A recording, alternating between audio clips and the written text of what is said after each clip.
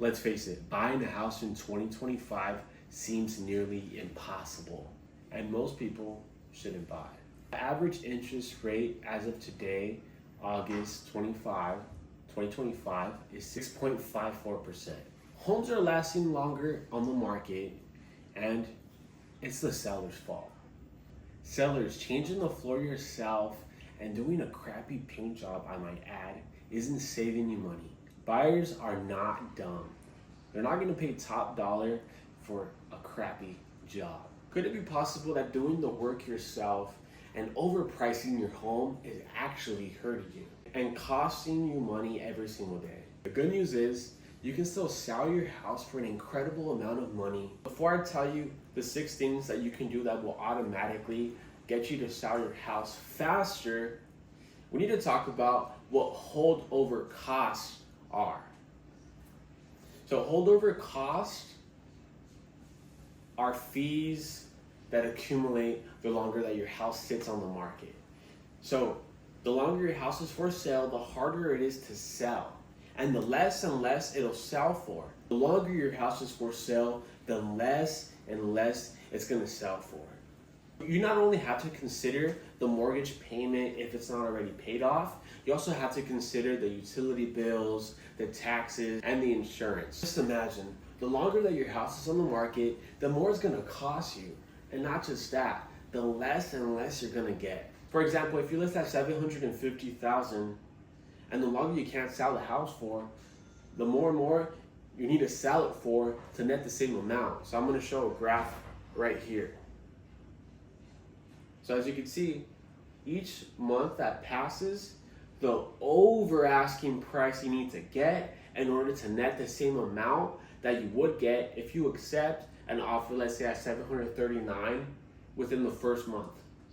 Something to think about. Now let's talk about the 6 things that you can do to sell your house faster and hopefully sell your problem that much quicker. The first thing that you can do is stage your house. People don't like looking at a house with old furniture, with your family pictures on the wall, and any this, that, and the other. They don't want to see that. They want a professional to come decorate the house and show them not just, okay, this is nice furniture, this looks good. It's also going to give them ideas of how they could stage those weird areas in your house that just have that much space. According to the National Association of Realtors, homes that are staged sell between 5 to 10% over asking price. 2, improve it. So if you're gonna improve it, hire a handyman, a contractor, maybe someone that you know that does really good work to renovate. The kitchen is the main thing that people look at. You're also gonna wanna do the floors. You're gonna wanna still do those paint jobs, but you're also gonna wanna include a kitchen and at least the master bedroom. So you don't need to buy the best quality things. Buyers usually can't tell the difference. 3, seller buy down. When homes are taking longer to sell like they are right now, the best thing the seller can do is a buy down. So you could do either a 1-year buy down, a 2-year buy down, or a 3-year buy down, depending on the amount of years you want to pay as a seller.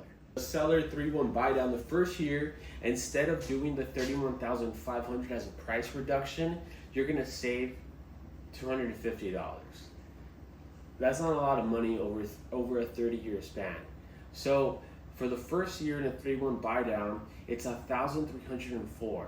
So if your monthly payment is $5,000, that $1,304 is gonna save you a lot of money.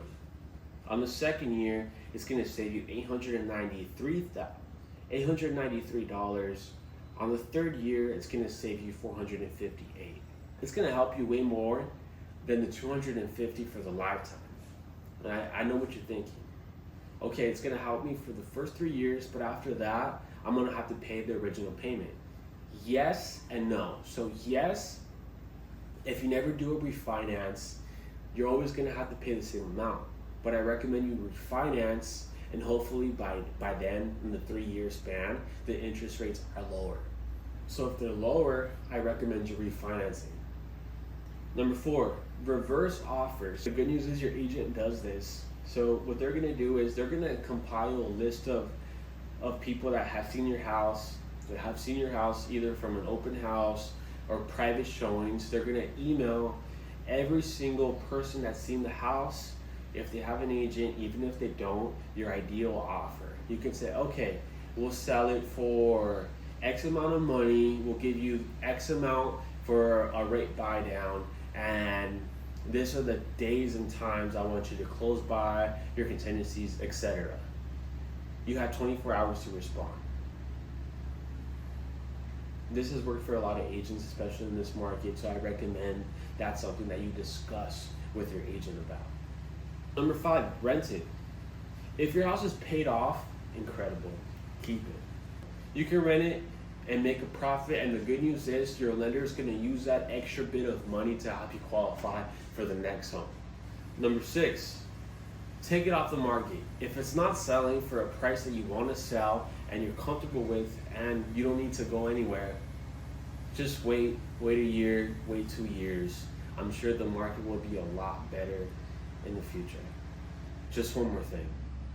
Scan this QR code to register to get our daily real estate updates. This includes for buyers, sellers, title, lending, anything you could think of. If you want to invest, if you want to own for your primary residence, you're also going to get access to my CMAs. They're the most accurate CMAs. It's only for California though, and I do these personally. So I compare apples to apples. I'm not like Zillow or Redfin where I compare apples to oranges and watermelons and grapes. I don't do that. So I make sure that you get the most accurate value. Subscribe for more real estate content. I will see you guys in the next video, and drop in the comments if you think these 6 things are gonna help you. Or add your 7th thing, your 8th thing. What do you recommend? Let's